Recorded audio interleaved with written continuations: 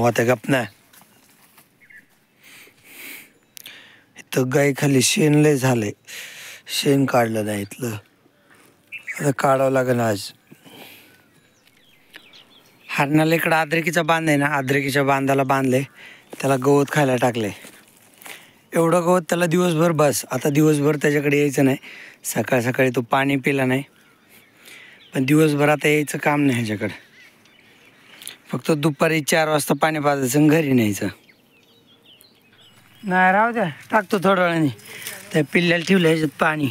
हां, इकडं ह्या जनावरांना चरायला सोडायचे. आज थोडा उशीर झाला, कारण की बोरचं लिकेज झालं होतं ना, तर ते लिकेज काढत होतो पप्पा आणि मी, त्याच्यामुळे उशीर झाला. ह्यांना गोचिडाची पावडर लावून घेतली. असे थोडेसे कुठं कुठं गोचिड झाले होते गंगाला आणि ह्या जरशा गाणला. इकडं पण लावली पावडर, पण इकडे जास्त काय गोचिड नव्हते कोणाला. तर ह्यांना सोडलं चरायला.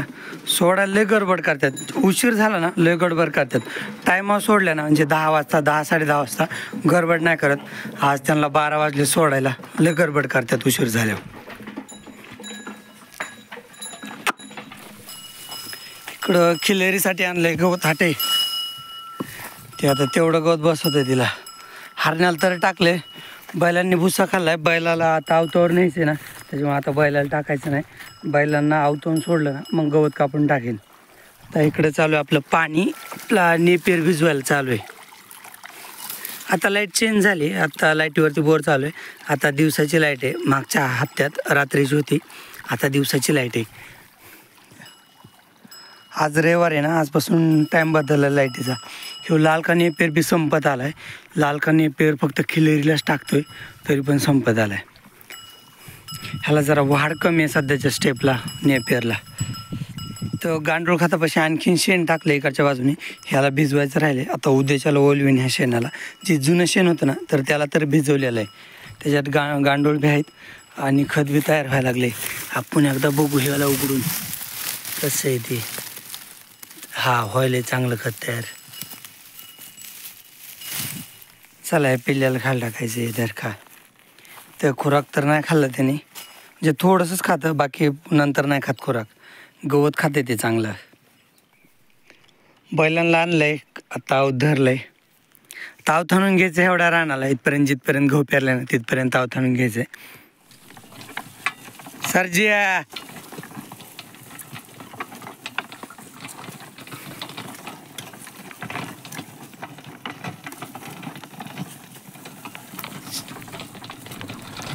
असं चालू आहे आऊत आणायचं. आता झालं आऊत आणायचं. चिमण्या चल, बोलायला लागलं की लगेच बैल थांबतात. सरचे चल चिमणे.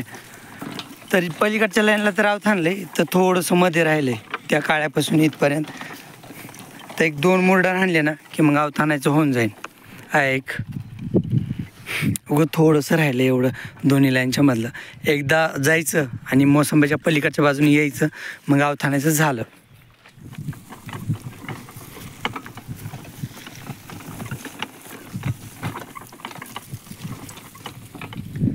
ताव सोडलंय, बैलाला बांधलंय इथं समोर. गवत बी कापले, गवत टाकतो आता बैलांना खायला. आता गवत टाकले दोघायला पण. तर एवढं गवत टाकले ना, आता इकडे मला यायची गरज नाही. एवढं गवत बस होईन ह्यांना. चला आता शेण महाग ओढून घेतो बरं ह्या लाईनीचं. इकडं जरशा बी आहे आणि तिकडंच बांधायला नेल्यात कुठंतरी बांधायला. इकडं आपलं पाणी चालू आहे बटाट्यावर. बटाटे काय भिजायचेच होत नाहीत, रानलेच पाणी घेते दम्मा आणि भिजतात ना, तर लयच वेळ लागतोय. 2-3 दिवस झाला आपण बटाटेच भिजवत होतो. चला आता दाऱ्याकडं तर आलो होतो, आता बोरं खाऊन जातो. आई होती दिवसभर इकडं दाऱ्यावर, म्हणजे थांबायची काय गरज नाही. एकदा पाणी लावलं ना तर 1 पाऊण तास लागतो पाणी कडीला जायला. मग पाऊण तासाने यायचं, दार दुसऱ्या सरीवर द्यायचं. इथे थांबायची काही गरज नाही. लय मोठे बोरं खाल्ले रे बाबा ह्याचे.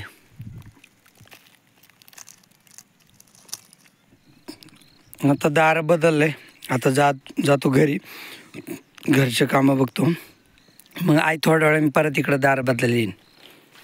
आता 5 वाजलेत, बैलाला घेऊन जातो घरी. चिमणे अरे बाबा चल ना, चिमणे चल. बैलाला त्यांच्या जागेवर बांधले. आता थोड्या वेळाने जरशा काय आणायच्यात. आणि गावरान जनावर येतीलच आता थोड्या वेळात चरून.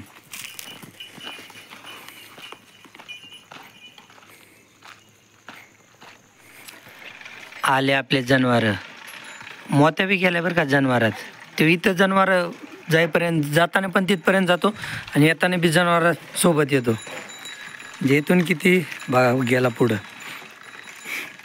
इथून एक 50 मीटरच्या अंतरावर मोत्या त्यांना सोडायला बी जातो आणि आणायला बी जातो जनावराला.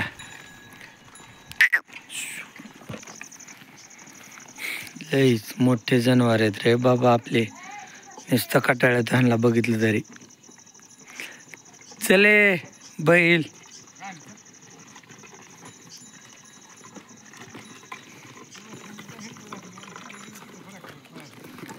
हो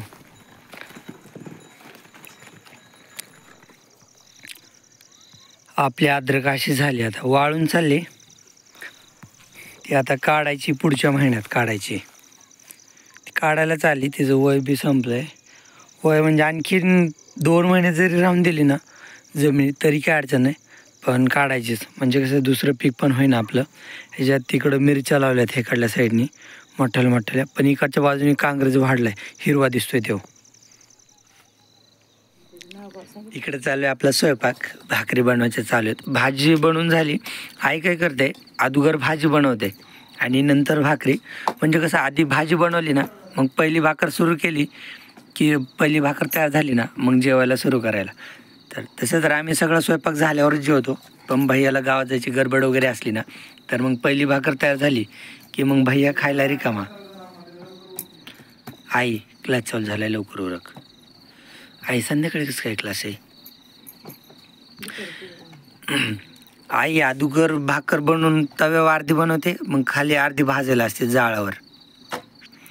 तर त्याच्यामुळं ना गॅसवर भाकरी बनवत नाही कारण गॅसवर अशा भाजता येत नाहीत. आणि आईला पहिल्यापासून सवय लागली जाळावर म्हणजे हारावर भाकर भाजायची खाली. मग गॅसची फ्लेम तर चांगली नाही त्याच्यामुळे भाकरी जेव्हा बनवायच्यात ना तेव्हा चुलीवरच. आणि चुलीशिवाय तर भाकरी जमत नाहीत. त्याच्यामुळं तिकडं वासरू बांधलं होतं ना पिल्लू चुलीपाशी. तर त्याच्यामुळं चूल आपण घराच्या मागच्या बाजूला आणली. इकडे फुलांचं झाड आहे ना इकडं बांधली चूल. आणि मोत्या तर कधी बी तर राखणच असतो कोण काय करतंय ती. मोत्या पळ तिकडं पळ. पळ तिकडं पळ लांब पळ. पळ तिकडं पळ. पळ लवकर मोत्या. पळ तिकडं पळ. पळ पळ तिकडं मागू हो माग. ऐकतच नाही. असा आवाज येतोय. आईचा आवाज हॉलमध्ये जातो तिकडं पार भाकरी बनवायचा. आई पापड्या आणून भाजायला संपल्या. बघा अशी आहे भाजते भाकर. आता नवीन भाकर वर येणार. एक सोबत 2 भाकरी बनवायला जमते ना आई.